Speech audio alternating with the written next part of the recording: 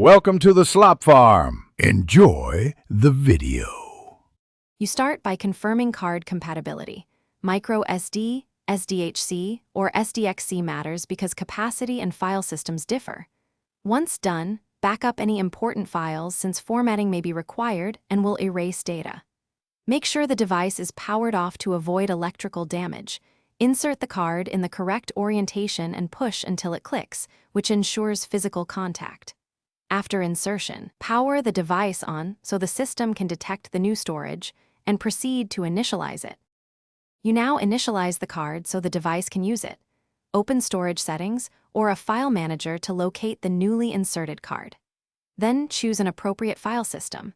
XFAT works for cards larger than 32 GB, while FAT32 is common for 32 GB or smaller, and some devices use proprietary formats for adoptable storage. Once selected, tap Format or Initialize and confirm. The system will create partitions and file tables. Make sure to enable encryption.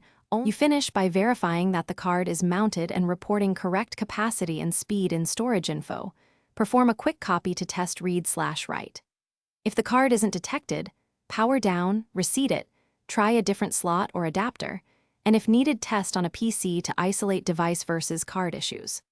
Once you identify errors, reformat if possible, run chkdsk, or the manufacturer's diagnostic tool for bad sectors. If problems persist, replace the card to avoid data loss.